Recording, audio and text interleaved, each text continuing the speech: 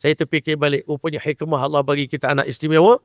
Anak itu tak pernah berdosa dengan kita, tak pernah berdosa dengan Allah, tak pernah berdosa dengan binatang. Matanya tak pernah melihat maksiat, lidahnya tak pernah berbicara dosa dan maksiat, tangan kaki dia tak pernah buat dosa. Itu antara hikmah kenapa Allah bagi kita anak OKU. Tapi kalau kita tak faham, kita akan anggap kenapa Allah bagi saya anak macam ni, adik-beradik saya semua tak dapat. Sebenarnya Allah Ta'ala maha bijaksana, maha hebat pentadbiran Allah Ta'ala. Ada sebagian orang Allah bagi anak yang sihat, ada sebagian orang Allah bagi anak yang cacat. Masya Allah. Sallallahu ala Muhammad, sallallahu ala Muhammad, sallallahu ala Muhammad, sallallahu ala Muhammad. أعوذ بالله من الشيطان الرجيم. بسم الله الرحمن الرحيم. إن الحمد لله نحمده ونستعينه ونستغفره ونؤمن به ونتوكل عليه ونعوذ بالله من شرور أنفسنا ومن سيئات أعمالنا. من يهده الله فلا مضل له ومن يضلل فلا هادي له.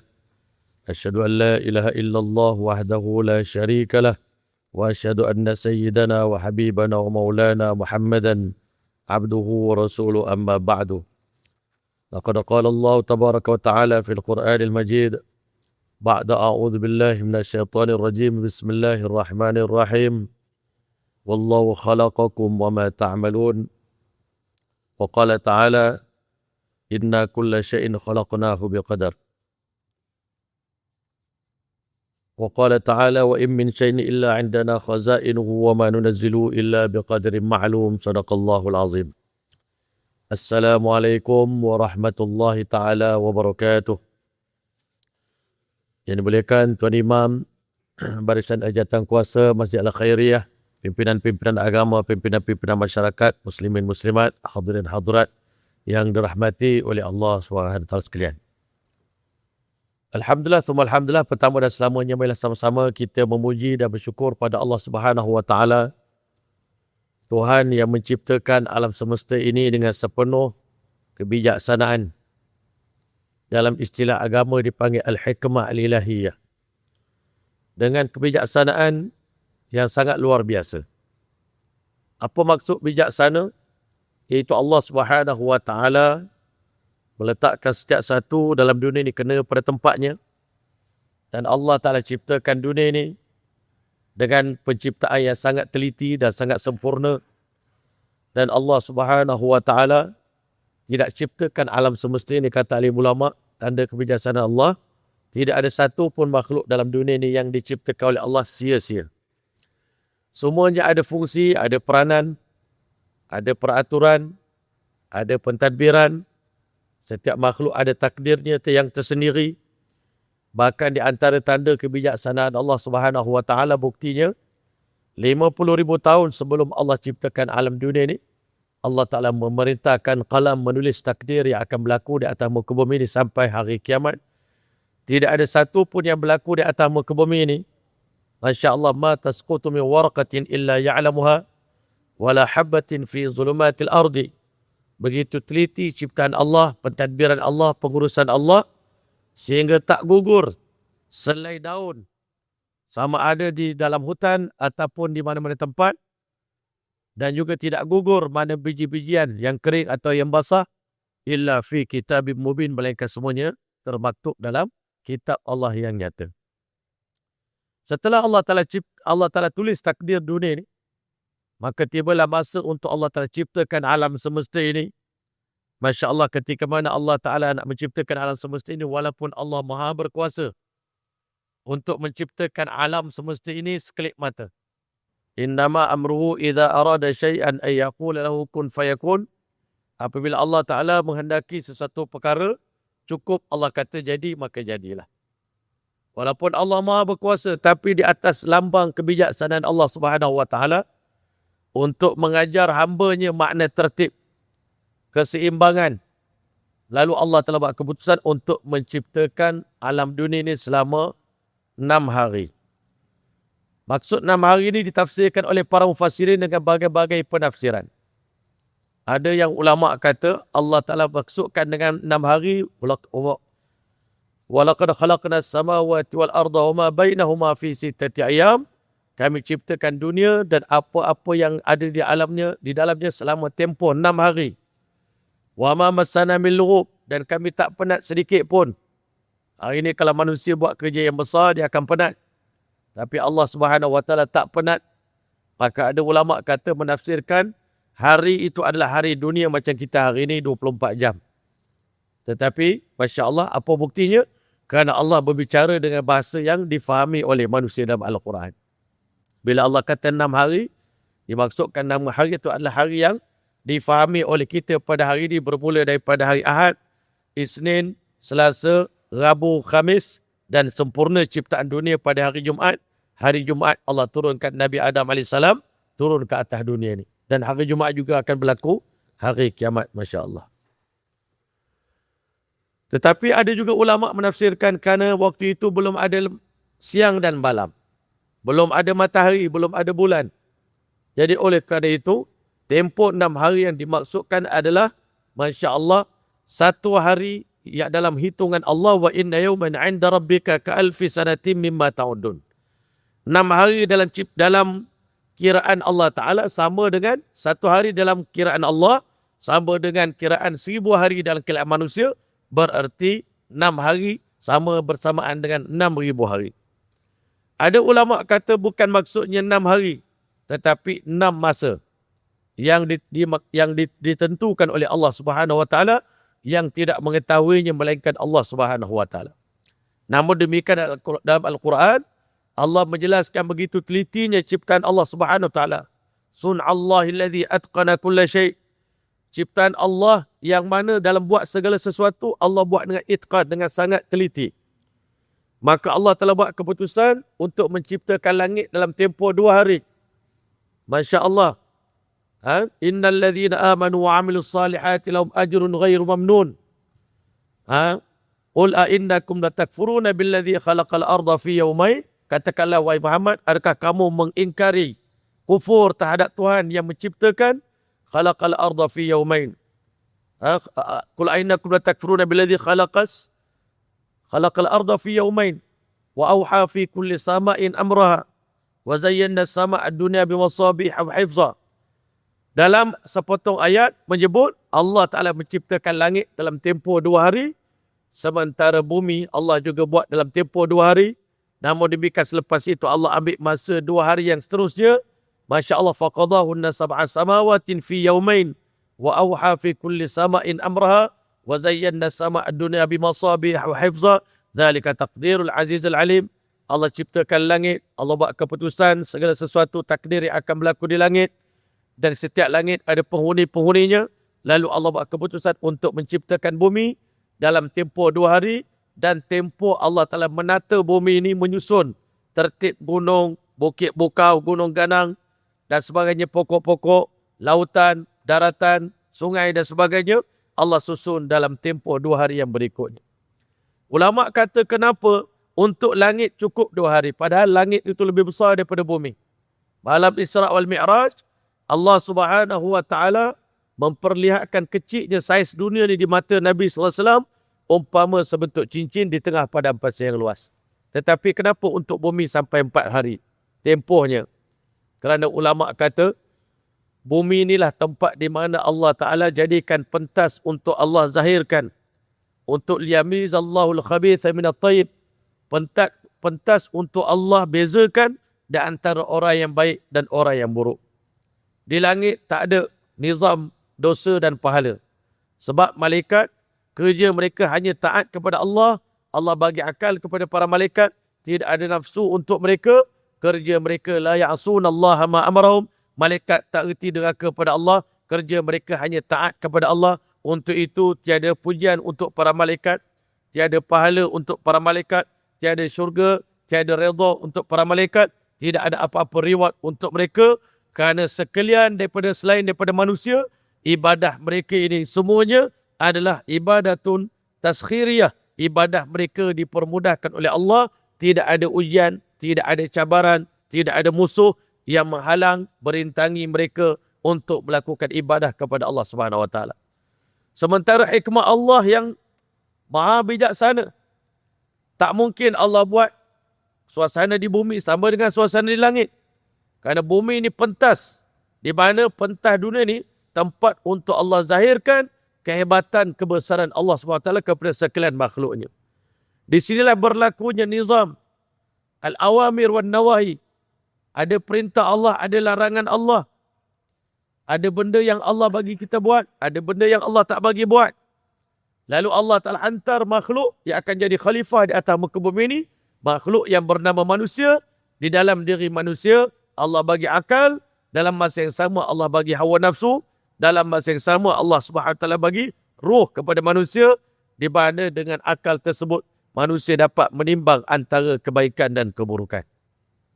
Dan Allah Ta'ala bagi pilihan pada manusia. Walaupun Allah yang ciptakan manusia, Allah tahu akibat hujung jatuh manusia. Dia mati dengan keadaan husnul khatimah atau su'ul khatimah. Allah maha mengetahui di kalangan hamba-Nya. Ada di antara mereka yang menjadi ahlus syaqawah, yang datang ke dunia menjadi orang yang celaka.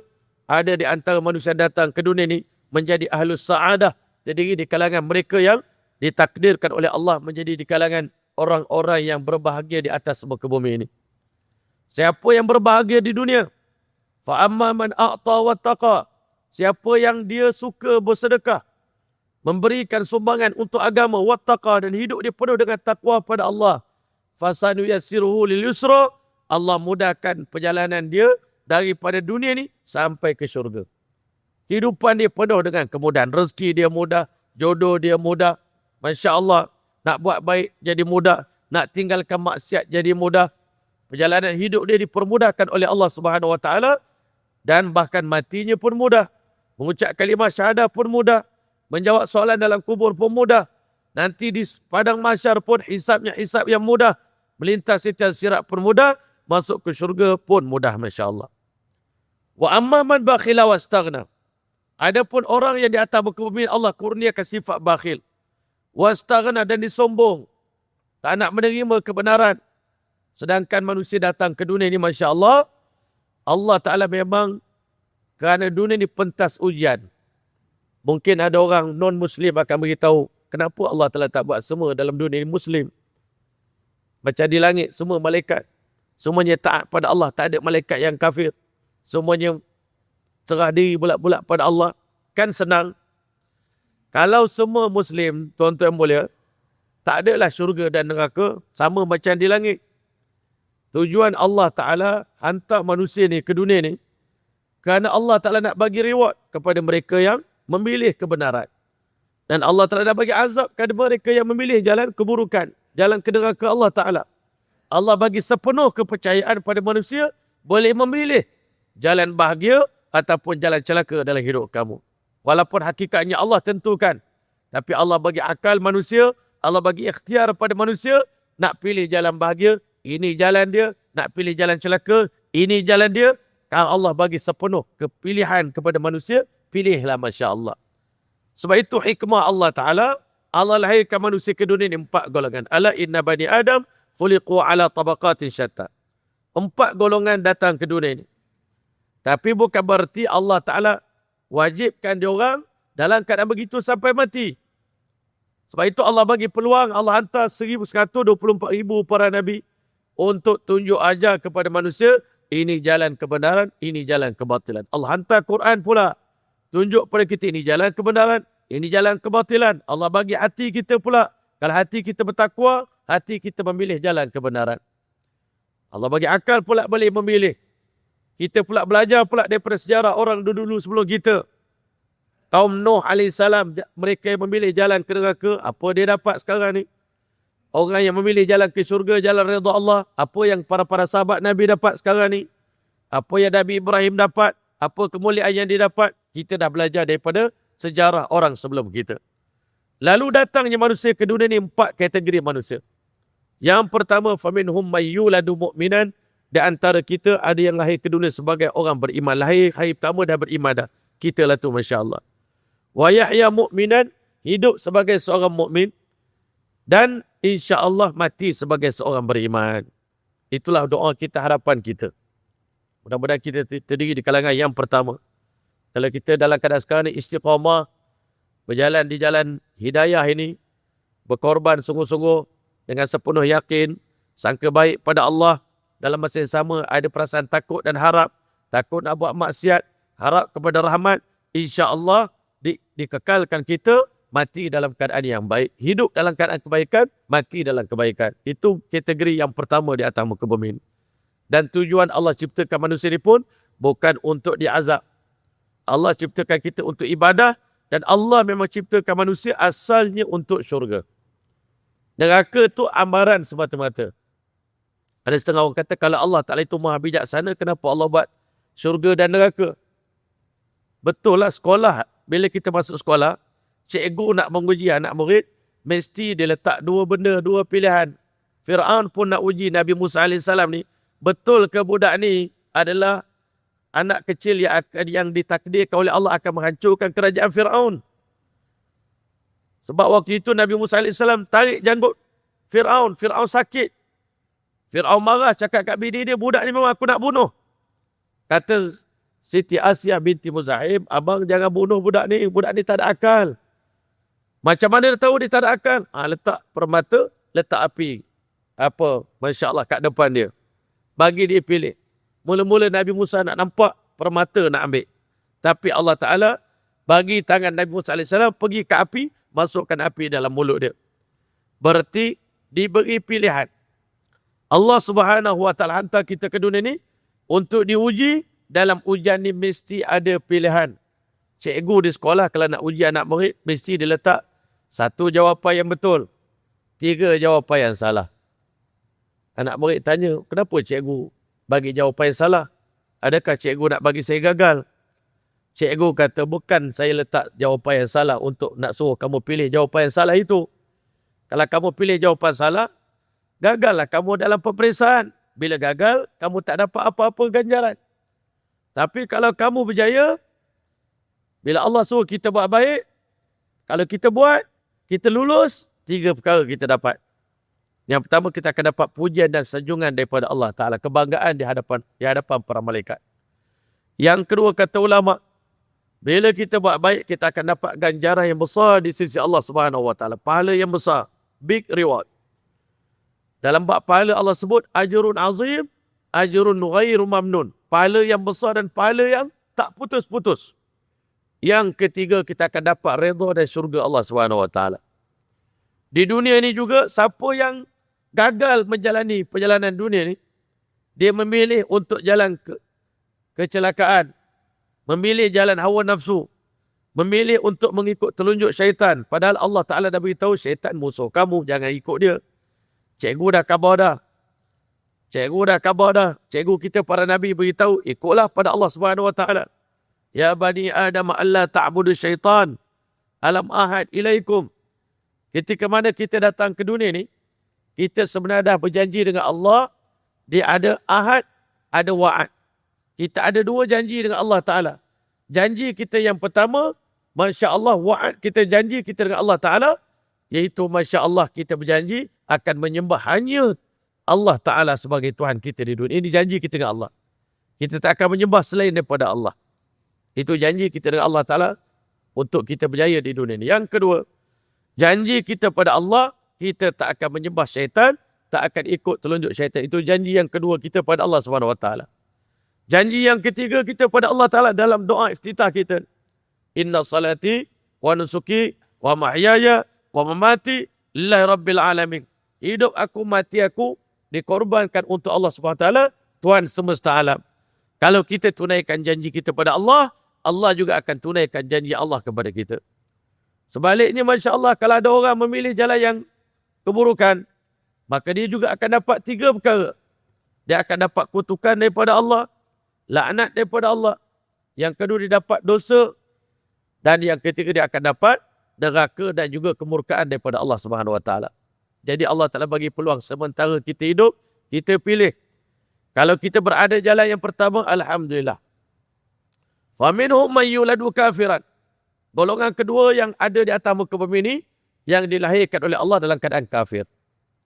Habis itu ada orang non-Muslim kata, Allah memang sengaja lahirkan saya dalam keadaan kafir? Adakah semata Allah memang nak saya masuk neraka? Sebenarnya tidak. Allah memang lahirkan kamu sebagai non-Muslim. Tapi Allah juga bagi peluang kepada kamu mencari hidayah. Orang yang memang asal Islam, dia tak besar sangat Islam dia tadi. Sebab itu Allah tak bagi kemanisan iman kepada orang yang lahir sebagai Muslim. Iman kita tak sama dengan mu'allaf yang baru memeluk Islam, yang dapat susah payah nak jadi seorang Muslim, berhadapan dengan kematian, dihalau, diseksa, dan dimusuhi, diboikot. Maka tuan-tuan mulia, sebenarnya perjalanan seorang mu'allaf nak masuk Islam sangat besar. Tetapi ketika mana Allah lahirkan seseorang dalam keadaan bukan Islam, bukan berarti Allah memang sengaja nak masukkan dia dalam neraka. Bukan semata Allah Ta'ala nak zalimi dia. Tapi sunnatullah, Allah buat benda keadaan bermacam-macam. Tetapi tujuan Allah ciptakan manusia ni untuk beribadah kepada Allah, untuk manusia mengenali Allah Subhanahu Wa Ta'ala. Sebab tujuan utama Allah hantar kita ke dunia ni adalah ma'rifatullah, untuk mengenali pencipta kita. Itu tujuan sebenar. Maka Allah lahirkan kita seseorang dalam keadaan kufur. Wa yahya kafiran. Ada orang dilahir dalam keadaan kufur dan dia buat keputusan nak hidup, semua hidup dalam kekufuran. Wa yamutu kafiran, dan akhirnya mati dalam keadaan kufur pada Allah Subhanahu Wa Taala. Saya nak kaitkan dengan hadis yang kita nak baca pada malam ini, muka surat 322. Maka tuan-tuan mulia, kategori yang ketiga di antara ciptaan Allah manusia yang Allah Ta'ala utuskan ke atas muka bumi ini, faminhum may yuladu kafiran. Golongan yang ketiga datang ke dunia dan dilahirkan dalam keadaan kufur pada Allah. Wa yahya kafiran. Hidup begitu lama dalam keadaan kufur pada Allah. Tetapi akhirnya wa yamutu mu'minan, mati dalam keadaan beriman pada Allah Subhanahu Wa Taala. Ini kategori yang ketiga. Tapi mereka dapat hidayah masuk Islam ada sebab juga. Bukan semudah-mudahnya Allah bagi hidayah pada orang yang bukan Islam. Dia dapat Islam tu pun Allah juga perhati layak ke tidak dia menerima hidayah daripada Allah Subhanahu Wa Taala. Orang yang mendapat hidayah berarti mereka layak menerima hidayah. You deserve to got a hidayah from Allah Subhanahu Wa Taala. You layak untuk dapat hidayah daripada Allah. Kenapa you layak? Yang pertama, waktu itu Allah hantar Nabi sehebat baginda SAW yang usahakan supaya, yang begitu tamak supaya umat dia, setiap orang di kalangan umat dia mendapat hidayah daripada Allah. Jangan mati dalam keadaan kufur. Maknanya ada usaha yang tinggi daripada seorang Nabi. Dalam masa yang sama Allah perhati juga, mana-mana orang bukan Islam yang ada dua sifat dalam diri mereka. Yang pertama, at-talabus sadiq. Dalam hati mereka betul-betul jujur nak mencari hidayah daripada Allah Subhanahu Wa Taala. Yang kedua, al-adab. Dalam diri mereka ada adab. Maka layak mereka menerima hidayah daripada Allah. Siapa yang betul-betul jujur nak mencari hidayah, walaupun dia tak ada seorang pun dakwah dia. Dia tak ada duduk di negara bukan Islam, yang tak ada ustaz, tak ada ulama, tak ada Quran. Tapi dia betul-betul minta pada Allah, bimbinglah aku ke jalan yang benar. Wahai Tuhan yang sebenar-benarnya, jika engkau wujud, maka bimbinglah aku. Siapa yang berdoa demikian, pasti akan mendapat hidayah daripada Allah Subhanahu Wa Taala. Sebab tu kadang-kadang kita dalam berdakwah, tuan-tuan mulia, kita kena guna berbagai-bagai jalan. Di Eropah terdapat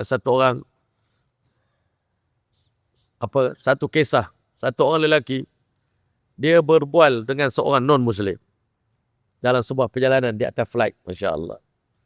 Dalam perjalanan tadi, orang tu berborak tentang Islam, tapi dia kata, saya tak ada masa yang banyak untuk berbicara tentang hidayah tentang Islam ni. Tapi apa yang saya boleh bantu, saya bagi pada Tuan sebuah buku. The Book of Guidance, dia kata. Buku hidayah. Kalau Tuan baca, insyaAllah Tuan akan mendapat petunjuk daripada Allah Subhanahu Wa Taala. Tuan-tuan boleh, Masya Allah, buku yang dibagi adalah buku terjemahan daripada Al-Quran. Sebenarnya, dakwah paling mudah kita kepada non-Muslim adalah dengan cara menghadiahkan kepada dia mushaf ataupun Quran yang telah diterjemahkan. Maka tuan-tuan boleh, Masya Allah, orang tadi dia tahu isteri dia ni anti-Islam. Tapi dia ni bolehlah terima buku tu, nak simpan. Tapi dia cakap kat isteri dia, Masya Allah, Dinda, abang bawa balik buku tentang Islam. Al-Quran, the translation of Quran. But I know you hate Islam so much. Kamu benci Islam, jadi abang tak izinkan kamu buka. Tapi manusia ni perangai dia, al-insanu harisul lima munia. Manusia ni lagi dilarang, benda hak dilarang tu dia suka buat.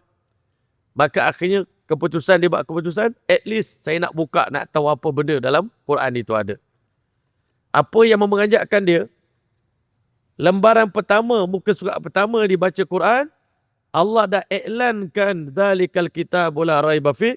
Itu Al-Quran yang tidak ada sebarang keraguan, keaiban, kecacatan dalam Quran. Kalau kamu cari, kamu tak jumpa. Makin kamu cari, makin kamu akan jumpa kesempurnaan dan juga kehebatan Al-Quran. Jadi dia kata, orang isteri dia ni, orang cerdik.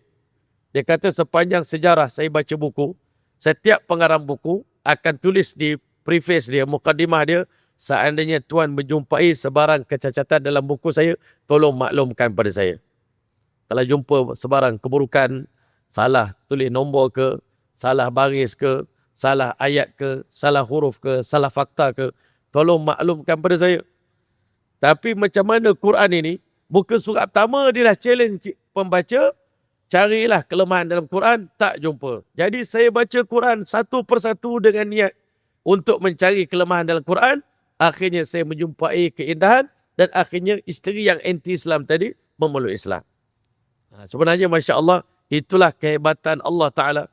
Yang mana siapa yang berusaha, walaupun awalnya dia benci pada Islam, tapi berkat dia berusaha tadi, walaupun dia ni seorang yang tak suka pada agama, tetapi akhirnya mendapat hidayah daripada Allah. Cuma yang kita takut. Sebab tu bila kita berbicara tentang masalah takdir ini, beberapa hadis yang kita baca daripada awal, yang pertama hadis yang kita baca berkenaan dengan perdebatan hadis berkenaan dengan perdebatan Nabi Adam AS dengan Nabi Musa AS tentang takdir. Masya Allah. Mula-mula sekali, tak tahulah di alam mana bertemulah berlaku pertemuan antara Nabi Musa dengan Nabi Adam AS. Di alam mana, wallah alam, tak disebut. Tapi Nabi Musa AS, walaupun dia ni cicit pada Nabi Adam, tapi dia marah pada Nabi Adam, wahai Adam, engkaukah tu Nabi yang telah memakan buah yang dilarang oleh Allah Ta'ala, buah khuldi dalam syurga. Allah larang atuk makan, tapi atuk makan juga sebab atuk punya kesilapan, kami semua anak cucu dihantar ke dunia. Nabi Musa AS ni dia orang garang. Orang yang berani, tegas. Dengan moyang pun dia cakap macam tu, tuan-tuan. Tapi Nabi Adam tak kisah. Dia kata, wahai Musa AS, Masya Allah, wahai Musa AS, engkaukah tuak Nabi yang Allah pilih untuk mendapat kerasulan dan Nabi yang boleh bercakap dengan Allah. Allah kurniakan pada kamu papan-papan yang di dalamnya menuliskan hikmah-hikmah, ilmu-ilmu yang banyak, dan Allah Subhanahu Wa Taala memilih kamu untuk bermunajat dengan Allah Subhanahu Wa Taala. Dan kamu baca kitab Taurat. Maka adakah Allah Ta'ala, berapa lama Allah Ta'ala menulis kitab Taurat? Dia kata 40 tahun sebelum Allah terciptakan makhluk-makhluk ini. Adakah dalam kitab Taurat kamu jumpa satu catatan bahawasanya Masya Allah, sesungguhnya akan berlaku perkara yang akan berlaku takdir di mana Nabi Adam AS akan memakan buah khuldi, tercatat kisah itu dalam kitab Taurat? Ya. Maka kata Nabi Adam AS, apakah kamu patut mencela aku di atas satu perbuatan yang mana sebelum aku diciptakan oleh Allah, Allah telah menulis takdir tersebut, sesuatu yang telah ditakdirkan oleh Allah, adakah sesiapa mampu lari daripada takdir tersebut? Akhirnya dalam perdebatan tadi, Nabi Adam AS telah mengalahkan cicitnya, berarti Nabi Adam AS menisbahkan perbuatannya adalah merupakan bahagian daripada takdir Allah Subhanahu Wa Taala. Sebab itulah Allah telah hantar kita ke dunia ini, Masya Allah. Maka tuan-tuan mulia, selepas daripada hadis tersebut, pengarang kitab kita membawa sepotong lagi hadis berkenaan dengan takdir anak Adam ditulis ketika mana kita berada dalam perut ibu kita 120 hari ataupun 4 bulan. Wa inna ahadakum yujma'u fi batni ummi 40 yawman nutfatan thumma yakunu 'alaqatan mithla dhalik thumma yakunu mudghatan mithla dhalik. Maka ketika mana kita cukup 4 bulan dalam perut ibu kita, dituliskan 4 perkara berkaitan dengan takdir. Yang tadi takdir sepanjang zaman. Ini takdir individu, ditulis takdir kita pada hari ini. Kita jadi diri kita pada hari ini, anak kita pada hari ini, isteri kita pada hari ini, rezeki kita pada hari ini, kaya miskin kita pada hari ini, alim jahil kita pada hari ini, cerdik atau bodoh kita pada hari ini, ditulis pada usia kita 120 hari dalam perut ibu kita. Cuma di sini pun minggu lepas saya terbaca sebuah kisah yang indah tuan-tuan. Di mana Allah Ta'ala akan akhiri hidup manusia sampai satu tahap dia dengan syurga jaraknya 1 hasta lagi nak masuk syurga. Tapi takdir mendahului dia, akhirnya dia masuk neraka. Ada orang beramal dengan amalan ahli neraka seumur hidup. Dan tiba-tiba di akhir hayat dia lagi sejengkal 1 hasta nak masuk ke neraka. Tiba-tiba Allah bagi hidayah kepada dia. Dia beramal dengan amalan ahli syurga. Dan akhirnya Allah masukkan dia ke dalam syurga. Ini rahmat Allah Ta'ala. Kan? Seumur hidup dia berdosa. Tiba-tiba amalan last dia terakhir sebelum dia mati. Dia melakukan amalan ahli neraka. Amalan ahli syurga. Tiba-tiba dia masuk syurga. Di zaman Nabi SAW dalam peperangan Uhud. Berlaku dua kisah. Dua kisah yang berbeza nasib manusia ni tuan-tuan yang mulia. Tujuan kita cerita bab takdir ni bukan untuk kita meresahkan hati kita. Banyak orang bila cerita bab takdir ni, dia makin bingung, makin takut, makin bimbang. Akhirnya timbul keraguan di hati dia terhadap takdir. Sebab itu ulama kata dalam bab akidah, pembahasan yang paling halus dan paling rigid, paling payah untuk kita faham adalah pembahasan bab takdir ini. Jadi insyaAllah kita akan bagi laluan pada azan. Lepas azan kita akan sambung sikit lagi insyaAllah.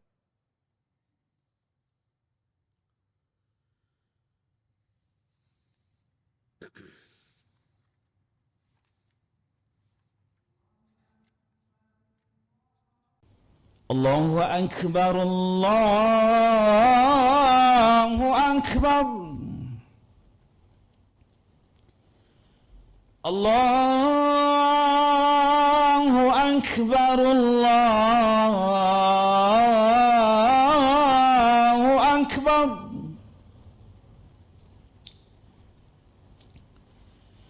Ashhadu an la ilaha illallah.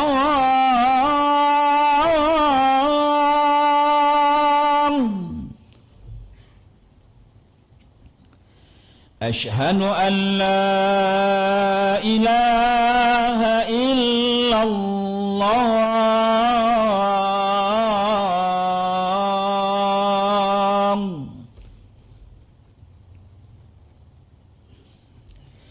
أشهد أن محمد رسول الله.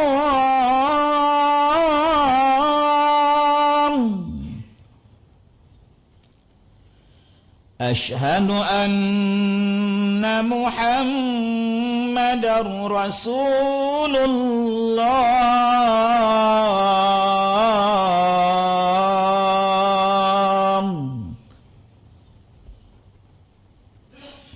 حي على الصلاة.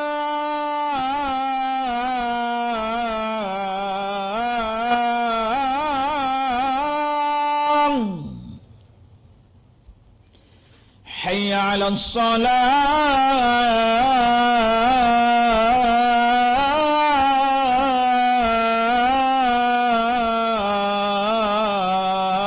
الصلاة. حي على الفلاح.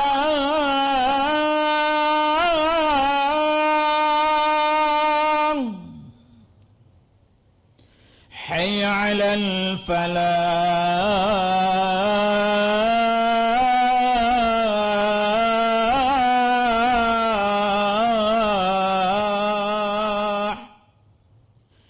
الله أكبر، الله أكبر. لا إله إلا الله.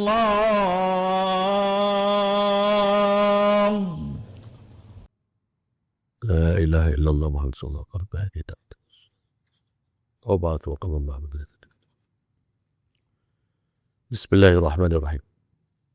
Tuan-tuan mulia, berkenaan dengan qada dan qadar ini, dalam peperangan Uhud terdapat 2 orang lelaki yang nasibnya berbeza. Seorang lelaki bernama Quzman. Uthman ni dalam peperangan Uhud, sahabat Nabi pun tak tahu punya dia seorang munafik. Tapi dalam peperangan itu dia telah berperang dengan sebuah peperangan yang menyebabkan semua orang yang melihatnya kagum dan menganggap dia seorang perwira dalam Islam. Kalau dia mati pada hari ini, pasti mati syahid. Tetapi Nabi SAW beritahu, huwa min ahlin nar. Dia termasuk ahli neraka. Sebab itu hari ini, Masya Allah, kita dalam menilai manusia ni, jangan berlebihan. Kadang-kadang kita mulut kita cepat-cepat, ni confirm syurga dah ni. Memang sebaiknya kita sangka baik, kita cakap benda baik, mudah-mudahan jadi kenyataan doa kita. Tapi nak confirmkan seseorang yang kita nampak baik pada pandangan kita, maka belum tentu. Sebab itu Nabi SAW beritahu dalam hadis yang kita, sebelum kita masuk hadis ini, satu orang beramal dengan amalan ahli syurga. Ahli syurga pada pandangan manusia. Itu kena kaitkan dengan pada pandangan manusia, dia ahli syurga. Tapi di sisi Allah, Allah tahu. Di belakang-belakang orang, waktu dia bersendirian, rupanya dia ni munafik. Dia berpura-pura. Masya Allah, dalam peperangan tadi, ditunjuk depan orang, dia punya berani sampai sahabat Nabi kata, tidak ada perwira yang paling hebat hari ini berperang dalam peperangan Uhud, melainkan Uthman. Tapi sahabat tadi, bila dia mendengar Nabi cakap, huwa min ahli nar, dia termasuk ahli neraka, punya dia risau tentang benda tu, dia buat keputusan, kerja dia bukan berperang, nak ikut Uthman ni, nak buktikan apa yang Nabi sampaikan itu betul-betul benar. Tuan-tuan mulia, bila dia follow orang tadi betul-betul, sampai akhirnya Uthman, dia terluka dalam peperangan. Bila dia terluka, dia tak mampu nak menahan kesakitan dia, akhirnya dia keluarkan pedang, dia telah bunuh diri dia, dan akhirnya dia mati dalam keadaan membunuh diri dia. Maka sahabat Nabi yang follow pergerakan Uthman tadi, dia datang jumpa Nabi SAW. Ya Rasulullah, ashadu an la ilaha illallah wa ashadu annaka Rasulullah. Aku bersaksi tak ada Tuhan melainkan Allah, dan aku bersaksi engkau betul-betul utusan Allah. Engkau seorang Nabi yang benar-benar Nabi. Nabi kata, kenapa kamu cakap begini? Dia cakap, sejak Tuhan mengatakan Uthman ahli neraka, saya follow dia. Dalam hati saya, mana mungkin pandangan kami melihat dia ahli syurga, tetapi Tuhan kata dia ahli neraka. Saya nak ikut dia, nak tengok apa yang dia buat. Rupanya kesudahan dia, walaupun pada pandangan zahir manusia dia ahli syurga, dia perwira, berjuang untuk agama, banyak korban untuk agama, tetapi di sisi Allah Ta'ala, dia seorang munafik yang akan mati dengan su'ul khatimah. Saya lihat depan mata saya, sesungguhnya dia telah melakukan begini-begini, dan dia telah bunuh diri dia, Masya Allah. Ini hakikat perjalanan kehidupan kita di dunia. Sebab itu dengan kisah ini, bukan kita nak ragu-ragu pada takdir Allah, tetapi kita nak supaya dalam diri kita ada sifat takut dan harap. Kan? Jangan kita takut berlebihan sangat, sampai tak boleh buat kerja, sampai sangka buruk pula dengan Allah. Sangka buruk dengan takdir Allah. Orang beriman, kita percaya takdir baik dan buruk, semuanya datang daripada Allah Subhanahu Wa Taala. Dan hakikat sebenarnya, bila Allah mewajibkan, Allah berjanji dalam dia menguruskan hamba dia, inni haramtu zulma ala nafsi, aku haramkan diri aku berlaku zalim ke atas diri hamba-Ku. Maka tuan-tuan mulia, kita dapat buat keputusan dalam mengurus dunia ni, Allah tak pernah zalim, kejam kepada sesiapa. Allah buat semua dengan kasih sayang dan rahmat dia, tuan-tuan mulia. Kalau orang tu dapat buruk, bukan keburukan tu datang daripada Allah, kerana dia sendiri yang menjemput keburukan itu. Ada seorang lagi bernama Usairim. Usairim ni, dia sebelum berlakunya peperangan Uhud, terkenal sebagai seorang yang anti-Islam. Sangat bencikan Rasulullah, sangat bencikan Islam. Pada hari dia masuk menyertai peperangan Uhud, ramai orang menyangka yang dia masih lagi anti-Islam. Tapi pada hari peperangan Uhud, last sekali sebelum dia mati, tiba-tiba dia masuk dalam peperangan Uhud. Allah bagi hidayah kepada diri dia, dan dia mengucap kalimah syahadah. Walaupun Nabi tak tahu, dia mengucap kalimah syahadah, asyhadu an la ilaha illallah wa asyhadu anna Muhammad Rasulullah. Dia pun berperang dalam peperangan Uhud. Orang tak tahu engkau ni Usairim belah mana? Belah Islam ke belah kafir? Akhirnya dia pun terluka dalam peperangan dan hampir-hampir meninggal dunia. Kaum dia datang, Bani Ashhal. Kabilah Bani Abdul Ashhal datang nak ambil jenazah dia. Tengok dia dalam keadaan nyawa-nyawa ikan, dia beritahu engkau ni berperang di pihak mana. Kami pun tak tahu engkau ni puak mana, Islam ke kafir.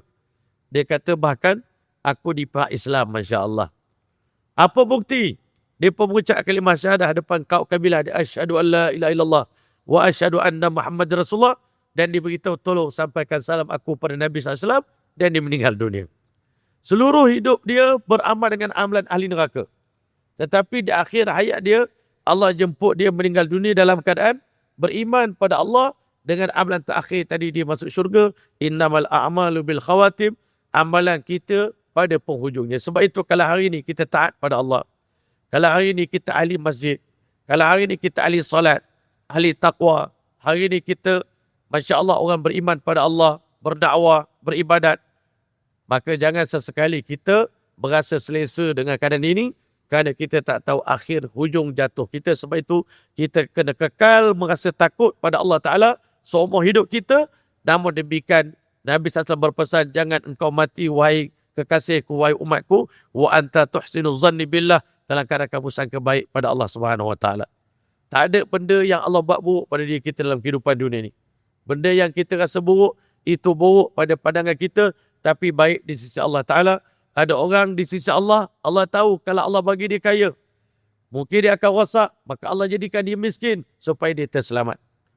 Ada orang Allah jadikan dia, Masya Allah, seorang yang kaya. Allah tahu kalau buat dia miskin, dia akan rosak. Ada orang miskin, kalau Allah bagi dia kekayaan, dia akan rosak. Lalu Allah kekalkan orang kaya di atas kekayaan dia untuk pelihara dia keimanan dia pada Allah. Juga orang yang miskin dipelihara oleh Allah Ta'ala keimanannya, dia hidup dalam kemiskinan, kemiskinan dalam redha Allah, kaya pun dalam redha Allah Subhanahu Wa Ta'ala. Ini kita kena jelas dalam bab qada dan qadar ini, kerana banyak juga kita lihat anak-anak muda pada hari ini, terutama orang Islam yang lemah imannya, kadang-kadang bila diuji oleh Allah Subhanahu Wa Ta'ala, dia akan tanya, betul ke Allah sayang saya? Kan? Kalau ustaz kata Allah sayang manusia, tapi Allah Ta'ala, saya pernah jumpa satu orang, dia kata, ustaz, Allah bagi pada orang lain pada saya ni, semua yang diminta semua dapat. Hatta orang bukan Islam pun minta dapat doa dia makbul. Tapi doa saya seorang Allah tak kabul. Dia seolah-olah rasa Allah ni kejam pada diri dia, tak buat baik pada diri dia. Sebenarnya saya kata, awak kena perbetulkan mentaliti awak. Sebenarnya Allah dah haramkan kezaliman atas diri dia. Kalau berlaku, kita bukan cek diri kita, la yus'alu amma yaf'alu wa hum yus'alun. Jangan tanya pada Allah apa yang patut Allah buat. Tapi tanya pada diri kita, apa dosa yang kita telah buat, apa kegagalan yang kita telah buat, kelalaian yang menyebabkan Allah telah uji kita dengan berbagai-bagai ujian. Andai kata memang kita diuji oleh Allah, memang kita sedang dalam pentas ujian pun. Ada orang tanya, kenapa saya diuji? Tuan-tuan mulia, soalan itu tak perlu tanya kalau kita masuk sekolah. Lepas tu kita tanya pada cikgu kita, kenapa saya kena masuk peperiksaan cikgu? Kau masuk sekolah memang untuk diuji lah. Orang tak sekolah, ya tak diuji. Orang masuk sekolah memang diuji. Dan Allah telah hantar kita ke dunia ni. Daripada awal kedatangan kita ke dunia, kita bukan datang di atas kehendak kita, bukan di atas perancangan kita, bukan di atas takdir kita. Kita datang dengan takdir Allah, perancangan Allah, kehendak Allah. Dan kita akan pergi daripada dunia ni pun di atas kehendak Allah. Dan hidup kita di dunia ni pun di atas kehendak Allah Ta'ala, peraturan Allah Subhanahu Wa Ta'ala. Jadi hari ini sedikit tuan-tuan mulia, kita nak berbicara tentang nanti apa nasib anak-anak orang bukan Islam di hari kiamat. Ini termasuk bahagian takdir juga. Soalan yang timbul. Padahal kita serah je pada Allah Ta'ala urusan anak-anak orang bukan Islam ni. Anak orang Islam, Alhamdulillah, yang mati sebelum usia baligh, insya-Allah Ta'ala akan jadi wildanun mukhalladun. Anak-anak yang dipanggil wildan ataupun ghilman, yang sangat cantik, yang wajah mereka begitu cantik sehingga kata Allah SWT dalam Quran, idza ra'aitahum hasibtahum lu'lu'an manthura. Kalau kamu lihat mereka, kamu akan menyangka mereka adalah mutiara yang sedang bertaburan dalam syurga kamu. Kadang-kadang kita tak faham kenapa Allah ambil anak kita masa usia kecil. Ini pun bahagian takdir. Ada orang dia redha, alhamdulillah, Allah dah ambil nyawa anak saya kecil-kecil, berarti anak saya akan tunggu saya di syurga nanti. Siapa yang redha, dia redha. Siapa yang marah, dia marah. Maka sebab itu kita kena usaha atas iman, sehingga kita redha Allah sebagai Tuhan kita. Apa yang Allah bagi dekat kita, yang semua baik dan buruk, semua daripada Allah Ta'ala. Tetapi sebenarnya hakikatnya, itu tanda sayang Allah kepada kita. Ada orang Allah ambil anak dia kecil-kecil lagi. Ada juga orang yang Allah uji, anak dia lahir tapi tak serupa macam orang lain. Cacat, OKU, kan? Anak kita kena autism, sindrom Down. Banyak hari ini diuji oleh Allah Subhanahu Wa Taala. Saya baru balik daripada kursus terapi berkuda, masya-Allah. Saya kursus di 2 hari di Bandar Aztec. Yang bagi kursus ni tuan-tuan bukan orang Islam. Seorang lelaki, masya-Allah, non-Muslim. Dia ni coach yang hebat lah, kawan saya. Nama dia Mutu Sami, anak lelaki Kanda Sami. Dia ni ada PhD bahagian, masya-Allah, berkuda ni. Tapi dia cakap kat saya, Maulana jangan bimbang, saya ni 70% dah Muslim. Saya ni sebenarnya dah bersunat, dah puasa, dah banyak dah sebenarnya nak Islam ni, tinggal sikit lagi. Saya kata eloklah tu. Jumpa saya nanti tak lama insya-Allah. Mudah-mudahan Allah jentik hati tuan memeluk Islam. Kita peluk dia kuat-kuat. Dia kata macam ada karen tu. Saya peluk Maulana ni macam ada sesuatu. Saya kata tak lama dah tu insya-Allah. Tuan-tuan mulia, tapi walaupun dia bukan Islam, dia memberi semangat sebenarnya. Saya join terapi tu sebenarnya bukan memberi semangat motivasi kepada anak sebenarnya. Sebenarnya mak ayah yang ada anak OKU ni tuan-tuan, kadang-kala dia diuji oleh Allah Ta'ala dengan rasa rendah diri. Kerana anak dia akan memalukan dia tengah orang ramai. Kadang-kala anak kita panggil macam tak sama. Orang datang bukan nak diam. Orang tanya, kenapa dari dia bengkak Ustaz? Kenapa tangan dia macam tu? Kenapa Ustaz tak jaga dia ke? Orang akan tanya soalan banyak yang menyebabkan kita susah nak jawab. Anak kita ni istimewa. Kan? Tapi kita cakap istimewa, orang mana faham? Istimewa di mata kita, mungkin tak istimewa di mata orang. Tuan-tuan mulia, tetapi melalui menyertai program tadi, saya dapat satu suntikan semangat. Rupanya dalam dunia ni bukan kita seorang, ada anak OKU. Saya cakap saya ni diuji oleh Allah, anak OKU saya, anak istimewa saya, umur 20 tahun. Saya letak nama Muhammad Ridhaul Haq, nama guru hadis saya yang paling saya sanjung. Dengan harapan insya-Allah anak ni membesar nanti jadi mufti macam Mufti Ridhaul Haq di Afrika Selatan. Guru saya yang mengajar saya Sahih Bukhari, ilmunya macam lautan, pandai bersyair, syair Farsi, syair Arab. Tapi tuan-tuan mulia, Allah bagi anak yang kamu harap jadi ulama tu, hari ni Allah uji dengan menjadi anak yang istimewa, masya-Allah. Tapi apa yang dia tu cakap? Tuan-tuan semua kena yakin sebenarnya anak ni lah yang bawa rezeki pada kita. Andai kata tuan dapat pangkat yang tinggi, semua berkat anak syurga ni. Dan dia dekat dengan Allah Subhanahu Wa Taala. Saya terfikir balik, rupanya hikmah Allah bagi kita anak istimewa. Anak itu tak pernah berdosa dengan kita, tak pernah berdosa dengan Allah, tak pernah berdosa dengan binatang. Matanya tak pernah melihat maksiat, lidahnya tak pernah berbicara dosa dan maksiat, tangan kaki dia tak pernah buat dosa. Itu antara hikmah kenapa Allah bagi kita anak OKU. Tapi kalau kita tak faham, kita akan anggap kenapa Allah bagi saya anak macam ni, adik-beradik saya semua tak dapat. Sebenarnya Allah Ta'ala maha bijaksana. Maha hebat pentadbiran Allah Ta'ala. Ada sebagian orang Allah bagi anak yang sihat, ada sebagian orang Allah bagi anak yang cacat, Masya Allah. Tetapi itu semua adalah lambang kasih sayang dan kebesaran Allah. Ada orang anak dia membesar dengan sihat, jadi ulama, jadi orang soleh. Ada juga anak yang membesar, memeningkan kepala mak ayah dia. Jadi hari ini kita nak berbicara tentang apa nasib anak-anak orang bukan Islam yang mati sebelum baligh. Itu akidah kita, Masya Allah. Ahlussunnah wal Jamaah ada beberapa pandangan di sisi ulama. Okey, kita buka muka surat 322. Kadang-kadang kita mengajar ni benda 2-3 bulan sekali baru ada kelas. Jadi saya pun tak ingat sampai mana dah. Tapi insya-Allah kita baca je lah. Muka surat halaman 322, siapakah penghuni syurga? Masya Allah. Wa an Aisyah radhiyallahu taala anha qalat, du'iya Rasulullah sallallahu alaihi wasallam ila janazati sabiyyin min al-ansar. Faqultu ya Rasulullah, tuba lihadha usfurun min asafir al-jannah lam ya'malu su'a wa lam yudriku. Faqala aw ghairu dhalika ya Aisyah, inna Allah ta'ala khalaqa lil jannati ahlan khalaqahum laha wa hum fi aslabi abaihim wa khalaqa lin nari ahlan khalaqahum laha wa hum fi aslabi abaihim. Rawahu Muslim.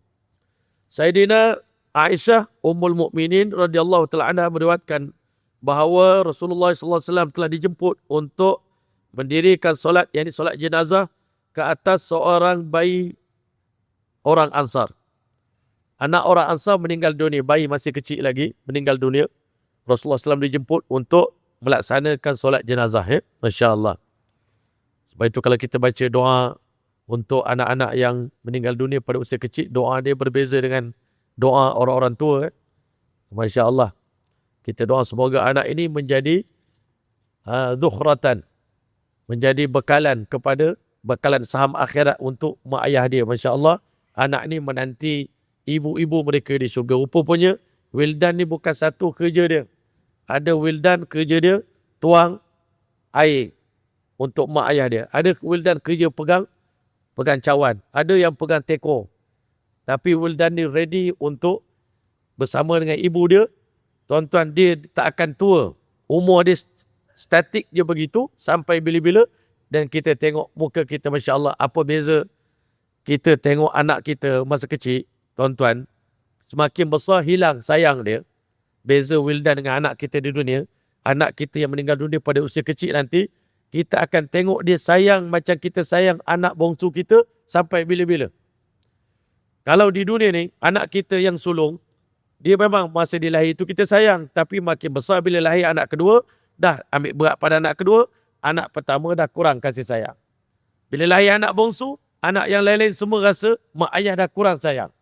Tetapi wildan ni, sayang kita pada dia sama macam kita sayang anak sulung kita masa pertama dia lahir, dan sayang itu kekal sampai bila-bila.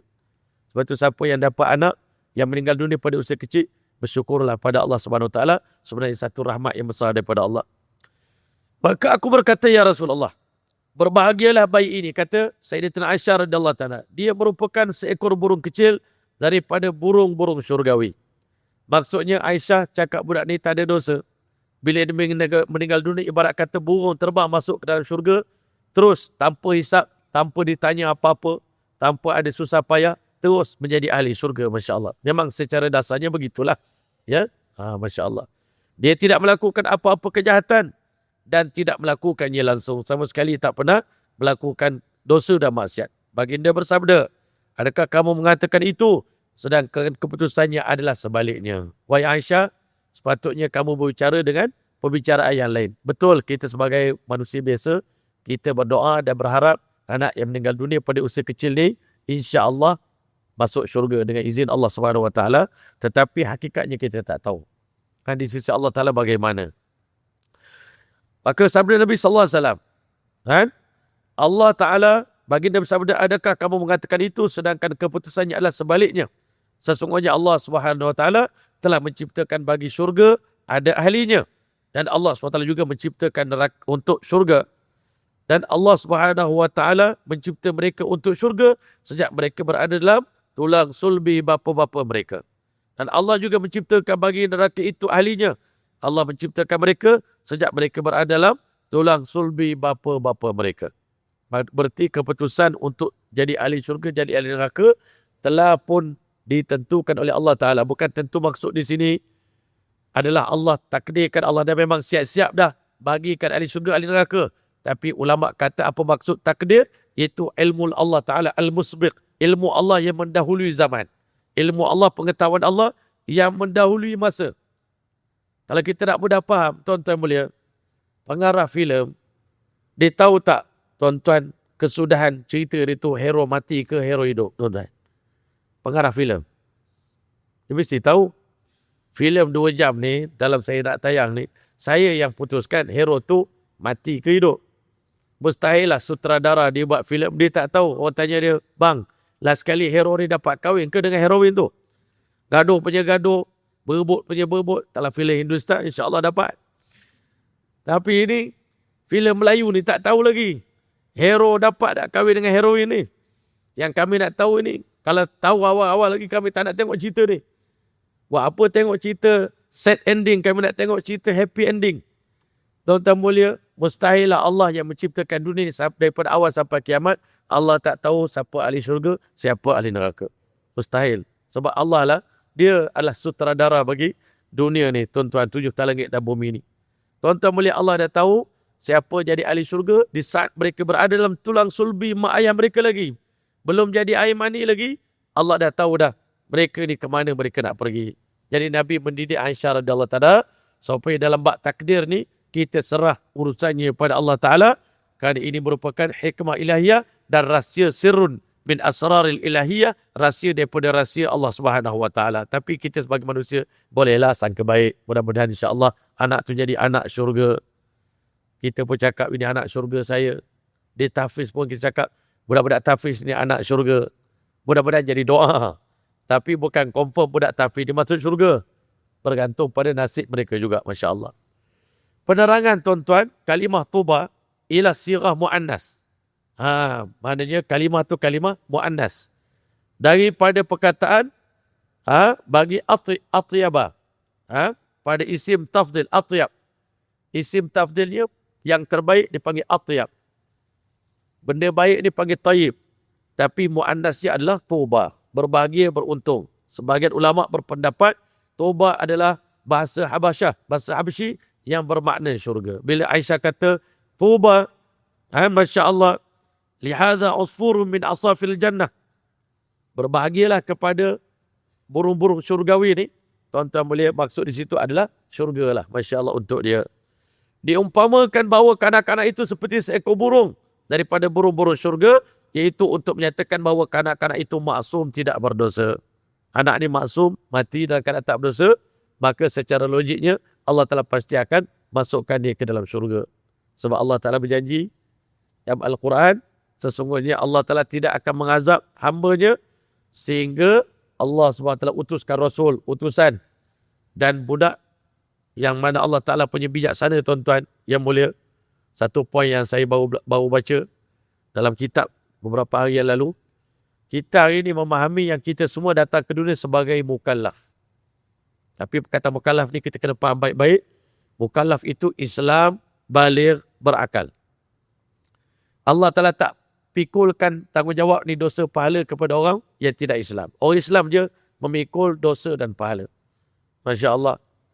Yang kedua, Masya Allah, kalau dia tak berakal pun orang gila, Allah Ta'ala tak akan bertanggungjawabkan dia untuk memikul amanah agama ni. Tidak ada perintah dan larangan untuk orang yang Masya Allah gila, Masya Allah. Yang berakal, sihat, Allah bagi dia peluang untuk ini do and don't. Kalau kita tanya kenapa kena do and don't, dalam dunia ni agak-agak ada tak tempat yang boleh do je, tak ada don't? Ada ke dalam dunia, tuan-tuan? Boleh buat je. Larangan tak boleh. Dalam masjid ni pun ada do and don't. Boleh tak main api dalam masjid ni? Kata bakar kapet. Tak boleh. Walaupun dalam masjid. Di negara Saudi, boleh semua nak buat? Tak. Ada benda boleh buat, ada benda tak boleh buat. Dalam penjara pun ada do and don't. Maka Allah Ta'ala yang menciptakan dunia ni, dialah yang memerintahkan, dia yang melarang. Dan dia sengaja buat keputusan untuk memerintahkan segala benda yang baik untuk hamba dia buat. Dan ulama kata, tidak ada benda yang Allah suruh, melainkan benda itu mengandungi banyak manfaat dan keuntungan untuk hamba Allah. Sebab itu Allah tekankan, buat dengan sungguh-sungguh. Benda yang buruk pula, kenapa haram? Kenapa babi haram? Kenapa arak haram? Kenapa judi haram? Benda yang banyak mudarat kepada hamba-Nya diharamkan oleh Allah Ta'ala kerana Allah sayang pada hamba dia. Jadi sebenarnya Masya Allah, Islam baligh, Islam berakal dan baligh. Sebelum baligh, buat apa pun Allah tak kira lagi. Allah bagi peluang dan cukup matang, dah boleh berfikir, baru menerima taklif, tanggungjawab daripada Allah Subhanahu Wa Taala. Walaupun begitu, tuan-tuan mulia, taklif ini bukan maksudnya Allah beban, bukan satu bebanan. Agama ini bukan satu bebanan. Sebenarnya satu kemuliaan. Allah bagi sembahyang, puasa, zakat, haji. Bukan bebanan. Bagi orang yang cinta kepada Allah, dia akan anggap semua task yang Allah bagi ni, semuanya kemuliaan.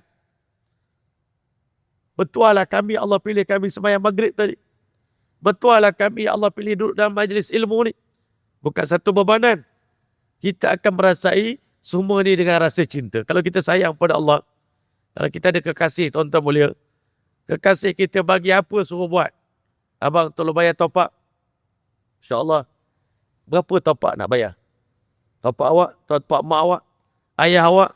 Bila kita sayang, bukan dia je.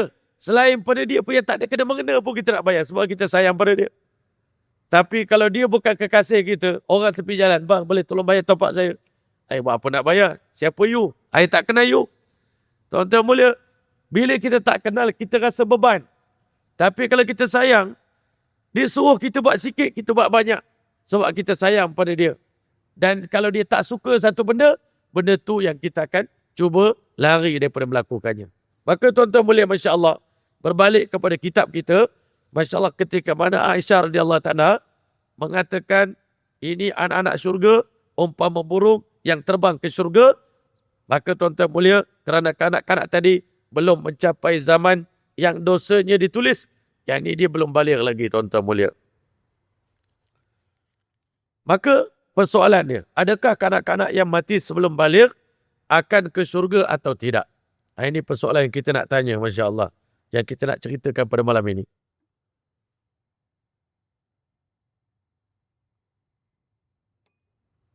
Ittifaq. Ittifaq mana sepakat. Jumhur, majoriti, ulama. Kesepakatan ulama bahawasanya semua anak-anak orang Islam yang mati sebelum balik akan memasuki syurga. Semua anak orang Islam sebab dia mati dalam fitrah.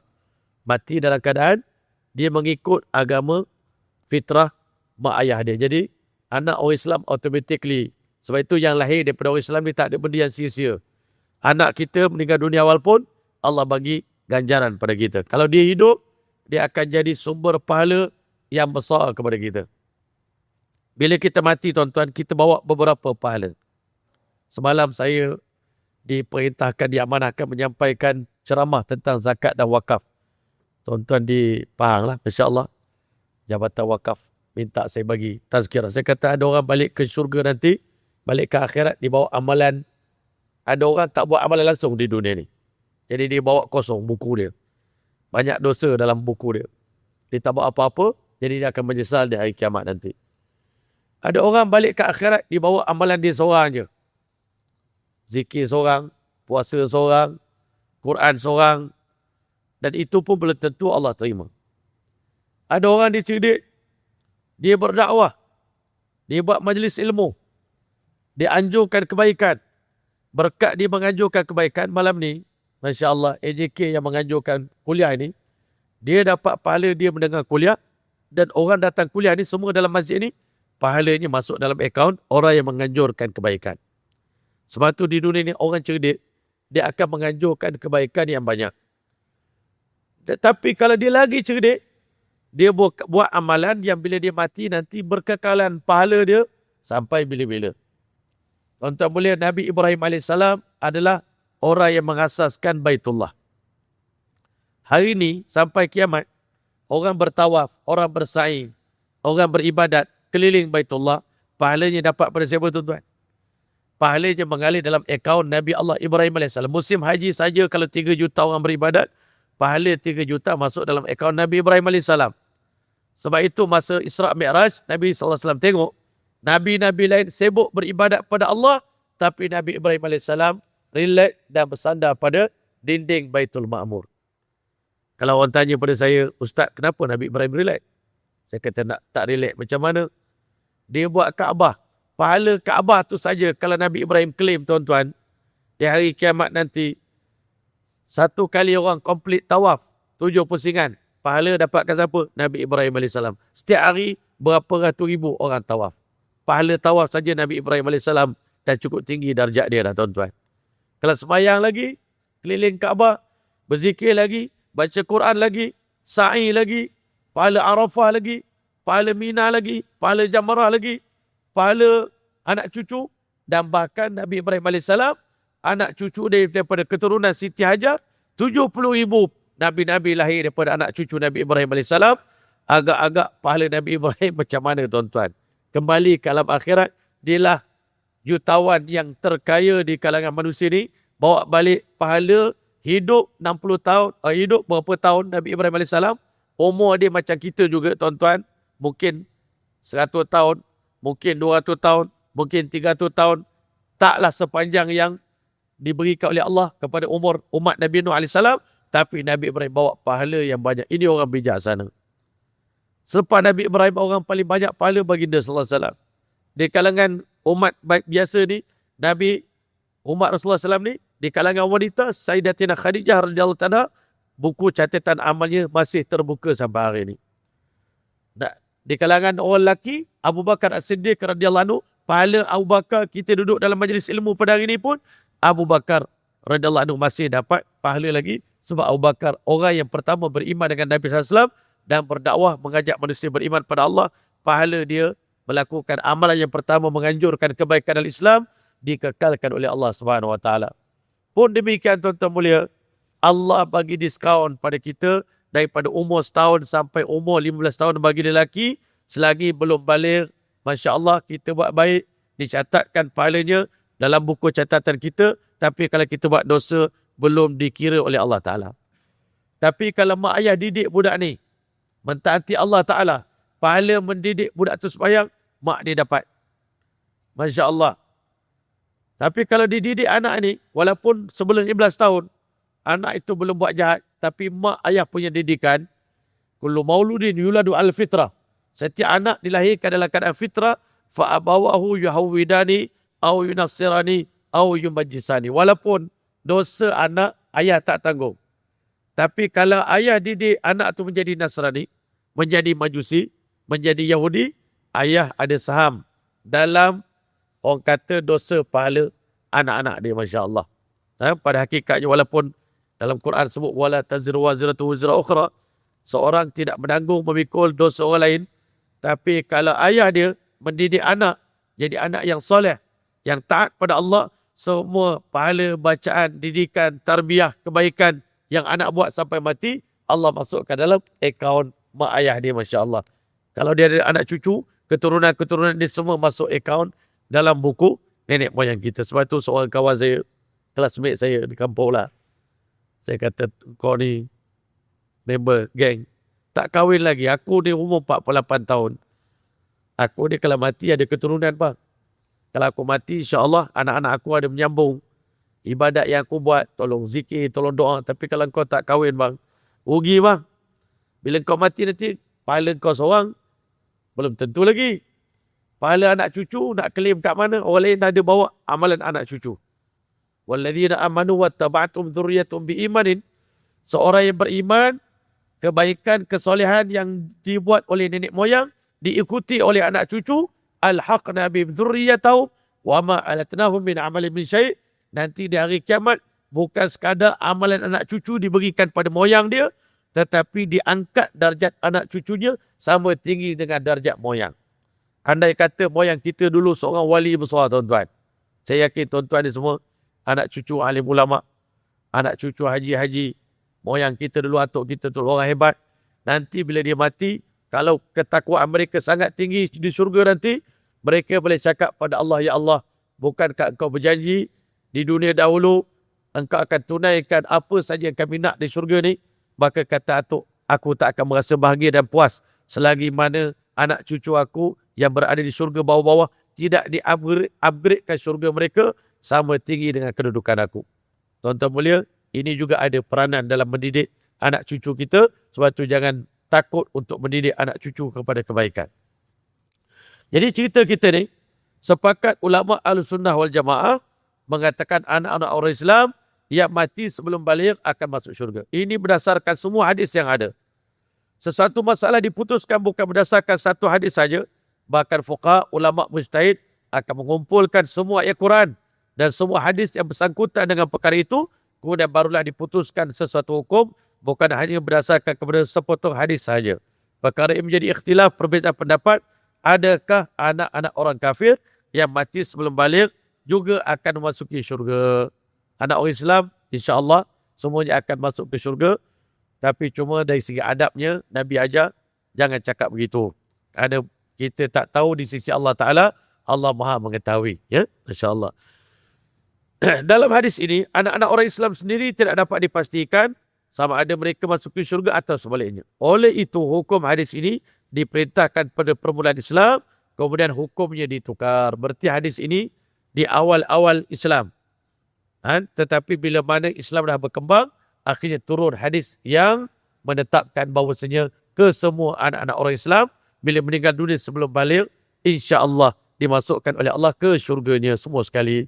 hadis itu dimasukkan dengan hadis ini dimasukkan dengan hadis-hadis yang lain. Kemudian kenyataan Sayyidatina Aisyah radhiyallahu taala seolah-olah menyatakan anak-anak orang Islam akan mengikuti kedua ibu bapanya secara yakini. Maksudnya automatik bila ayah di Islam, anak orang Islam mati, automatik anaknya masuk ke syurga. Ini berlawanan dengan apa yang diajarkan oleh Nabi kita sallallahu alaihi wasallam untuk tidak menyatakannya secara yakin, iaitu secara pasti ataupun confirm. Kita tak boleh nak cakap secara confirm lah, tapi berharap, berdoa dan sangka baik pada Allah, mudah-mudahan Allah Ta'ala berikan apa yang Allah janjikan. Bagaimana pula dengan anak-anak orang kafir? Di sini terdapat beberapa pendapat ulama. Ada yang mengatakan anak-anak orang kafir akan menjadi tanah. Jadi bila anak orang kafir nanti kembali ke alam akhirat, bila Allah Ta'ala kata kepada binatang-binatang, kunu turaba, kamu semua jadi debu, anak-anak orang kafir yang mati pada usia kecil, sebelum balik, semuanya akan berubah menjadi tanah. Tidak ada ke syurga, tidak ada ke neraka. Itu pendapat yang pertama. Kan? Itu pun boleh pegang juga. Tapi itu satu pendapat, satu kaul. Pendapat kedua mengatakan mereka akan menjadi penghuni A'raf. Nanti, di akhirat nanti, di antara syurga dengan neraka, ada satu tempat yang ditinggikan oleh Allah bernama A'raf, Ashabul A'raf. Kan? Wanada Ashabul A'raf rijalan ya'rifunahum bisimahum. Nanti di hari kiamat ada golongan yang dipanggil Ashabul A'raf. Mereka ni duduk di antara syurga dengan neraka, tapi adalah pembahasan tentang Ashabul A'raf dalam suratul A'raf.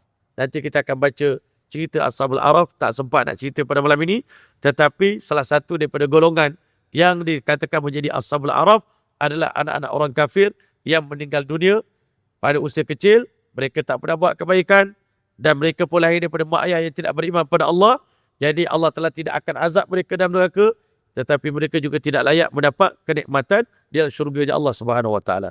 Dan yang seterusnya, Masya Allah, pendapat ketiga mengatakan mereka akan masuk syurga menjadi khadam kepada orang beriman. Menjadi pelayan bagi orang beriman seperti wildan juga. Tapi mungkin darjat dia lebih rendah daripada wildan. Tetapi Masya Allah, itu pendapat yang ketiga. Pendapat yang keempat mengatakan Allah SWT akan menguji mereka terlebih dahulu. Jika lulus masuk ke syurga, jika gagal mereka akan masuk neraka. Apa bentuk ujian di hari kiamat nanti? Sebahagian orang, ini pun berlaku ujian ini kepada mereka yang mati tak sempat menerima dakwah. Yang dipanggil Ashabul Fatrah. Termasuklah, orang kata sebahagian daripadanya adalah bonda dan juga ayahanda kepada baginda sallallahu alaihi wasallam, iaitu Sayyidina Abdullah dan juga Sayyidatina Aminah binti Wahab. Kedua-duanya meninggal dunia sebelum, Masya Allah, dihantarkan risalah baginda sallallahu alaihi wasallam. Berarti mereka meninggal dunia sebelum menerima dakwah. Sedangkan Allah berjanji dalam Quran, wa ma kunna mu'adzibin hatta nab'atha rasula. Kami tak akan pernah mengazab hamba-hamba kami ke dalam neraka selagi mana kami tidak menghantar utusan. Mana selagi tak terima rasul, maka ini keadilan Allah. Siapa yang berjumpa dengan Nabi, menerima dakwah Nabi, maka kalau dia tak beriman pada Allah, dia bertanggungjawab.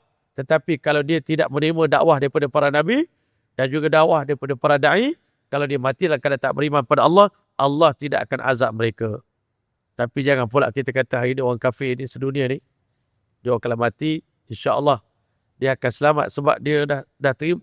Dia ni tak ada orang dakwah dia. Ada orang cakap tak ada orang dakwah. Ada orang cakap kita dah dakwah dalam internet. Tuan-tuan mulia, saya cakap kat kawan saya, seorang ustaz kata, tak cukup. Kalau Nabi tu dakwah main-main lebih kurang, tuan-tuan, tak Islam Mekah tu. Dakwah pun kena sungguh-sungguh. Bawa orang kafir berubah masuk Islam. Kena bercakap, kena bagi penerangan. Tak cukup dengan dakwah bilhal. Dakwah dengan akhlak, tak jadi. 40 tahun Nabi dah dakwah dengan akhlak, orang kafir belum berubah, tuan-tuan. Melainkan kena bercakap. Orang Islam tak cukup bagi posting dalam internet, dalam Facebook. Dia rasa saya dah buat dakwah, dah lepas tanggungjawab. Orang kafir, dia nak beriman, dia beriman. Tak beriman, pandai-pandai dia lah. Itu sebenarnya tidak bertanggungjawab. Kita kena pujuk mereka ni sampai mereka beriman pada Allah Subhanahu Wa Taala. Tetapi nanti di hari kiamat, Ashabul Fatrah ini, tuan-tuan mulia, mereka yang lahir dalam keadaan sebelum Fatratul Wahyu, sebelum turunnya wahyu daripada langit, mereka ni di hari kiamat akan dikumpulkan oleh Allah Subhanahu Wa Taala. Apa ujian untuk mereka? Ini ujian pendek je, ringkas je. Simple je ujian dia. Allah kata, masuklah kalian ke dalam neraka. Tuan-tuan mulia, ada orang kata, ya Allah, kami ini dah lah di dunia tak sempat buat kebaikan.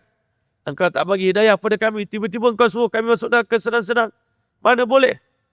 Siapa yang lawan, berarti dia ingkar perintah Allah Ta'ala. Sebab di dunia pun, kalau aku hantar kamu suruh semayang pun, kamu akan cakap benda yang sama. Kamu akan lawan. Siapa yang lawan Allah Ta'ala di pada masyarakat, Allah kata masuklah ke dalam neraka. Tapi ada sekumpulan manusia, Allah kata masuklah ke dalam neraka kalian. Dia kata kami di dunia tak sempat nak tunaikan satu perintah Allah Ta'ala. Jadi hari ini Allah suruh kami masuk neraka, walaupun kami binasa, kami tetap akan taat perintah Allah Ta'ala. Siapa yang follow arahan Allah Ta'ala di hari kiamat, mereka itu akan dimasukkan ke dalam syurganya Allah Ta'ala. Berarti ada 4-5 pendapat berkenaan dengan anak-anak orang kafir di hari kiamat nanti, Masya Allah. Tapi menunjukkan semuanya, tidak ada sebarang kezaliman yang Allah buat.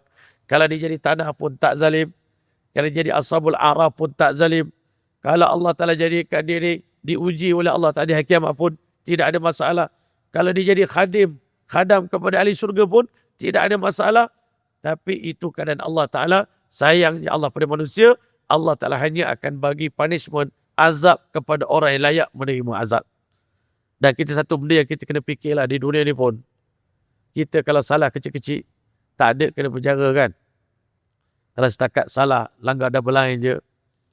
Kan? Langgar lampu merah, saman kena saman. Tapi kerajaan Malaysia penjarakan kita tak? Kan? Salah parking, terparking OKU dekat dunia ni. Kena saman. Tapi masuk penjara tak? Tak masuk penjara.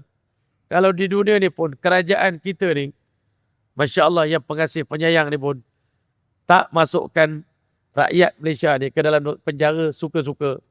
Allah juga kita kena pegang satu benda, tak akan masukkan hamba-Nya ke dalam neraka suka-suka, sebab neraka tu bukan macam penjara dunia. Neraka tu azab yang pedih. Allah telah letakkan azab sesuka hatinya terhadap hamba-Nya.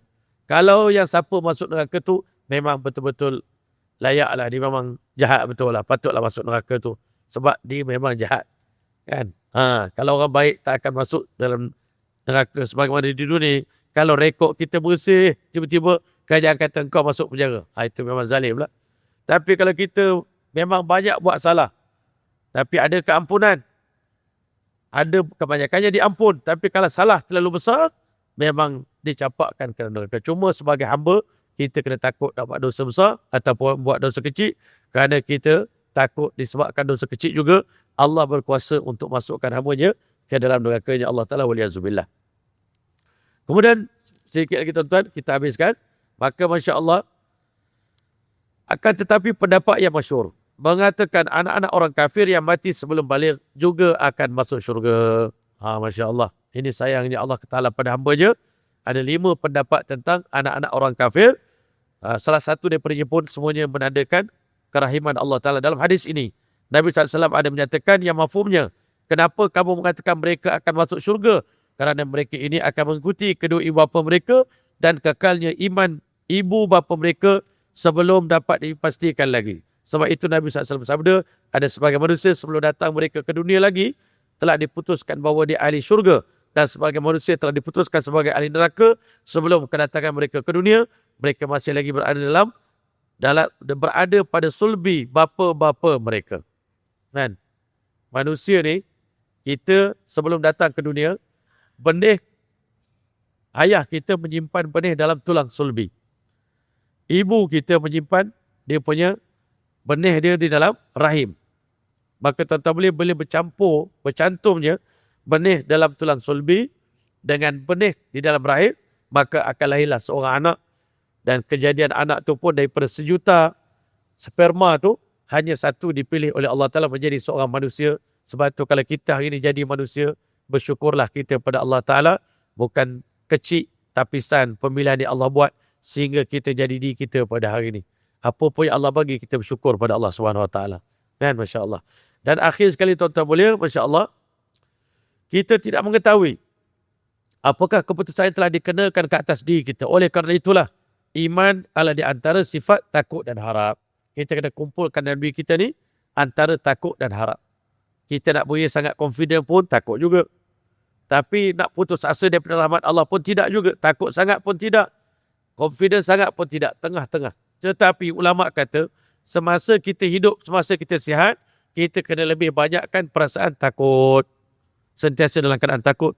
Tetapi bila mana kita nak mati, Nabi SAW berpesan, jangan mati melainkan kalian mesti bersangka baik pada Allah SWT. Mati dalam keadaan sangka baik. InsyaAllah mudah-mudahan kau kasihan pada aku, ya Allah. Walaupun kau berkuasa nak letakkan aku dalam neraka-Mu, ya Allah. Tetapi Masya Allah, kan? Wala aqwa ala naril jahimi ilahi lastul firdausi ahla. Ya Allah, aku memang tak layak. Bukan tak nak. Jangan salah faham. Kita bukan tak nak masuk syurga, tapi kita rasa kita belum layak untuk masuk syurga Allah Ta'ala. Tetapi wala aqwa ala naril jahimi, tapi saya tak mampu untuk menanggung siksa azab neraka. Ya Allah. Sebab itu ulama mengatakan semasa muda kita kena banyak timbulkan rasa sifat takut, dan semasa tua kita kena banyak berharap kepada Allah SWT. Akan tetapi yang terbaik, takut dan harap perlu ada pada diri setiap orang, insya-Allah taala. Jadi alhamdulillah kita telah selesai membaca hadis yang ke-84 daripada kitab Mishkatul Masabih karangan Imam Khatib At-Tabrizi rahimahullah taala. Mudah-mudahan bila kita baca kitab ini bertambah lagi keyakinan kita selama ini, tuan-tuan. Kita belajar rukun iman di sekolah kita, betul tak? Kalau orang tanya kita berapa rukun iman, kita boleh bilang iman pada Allah, iman pada malaikat, beriman pada Rasul, beriman pada hari kiamat, beriman pada kitab, dan terakhir beriman pada qada dan qadar. Tapi perincian qada dan qadar itu ceritanya A sampai Z, kita jarang dengar, tuan-tuan. Sila hari bulan kita tak tahu pun benda-benda yang kita bicarakan sebentar tadi. Sebab itu tuan boleh insya-Allah kita azam untuk kita istiqamah belajar lagi dan lagi, terutama bab takdir ini. Banyak orang Islam sendiri pun tergelincir kaki. Banyak orang terlalu cerdik sangat di luar sana. Profesor pun kadang-kadang dia gagal memahami tentang takdir ini, sehingga dia mengatakan Allah itu zalim, Allah itu kejam, Allah tu Ta'ala tu tak adil buat orang kafir macam ni. Kalau saya pun jadi tak Tuhan, saya tak akan bubuh orang kafir dan neraka. Sedangkan percakapan begitu menggugurkan keimanan, menggelincirkan. Sebab itu pembahasan qada dan qadar ini dipanggil mazallatul aqdam, tempat gelincirnya banyak kaki orang Islam tergelincir kerana gagal memahami masalah qada dan qadar ini. Masya-Allah, ada orang yang menjadi golongan Jabariyah. Sebab apa dia kata? Kita ni umpama bulu burung yang ditiup oleh angin. Kita tak boleh buat apa-apa. Kita ikut je lah Allah Ta'ala. Bila orang tanya, kenapa abang jadi gini? Teruk sangat ni. Dia kata, Allah nak saya macam ni. Dia tak berusaha sikit pun untuk mengubah hidup dia. Tapi dalam bab agama je lah dia reda. Tapi dalam bab makan, dia tengah lapar, pukul 12 tengah hari tak makan. Kena minta makanan. Kenapa tak reda pula?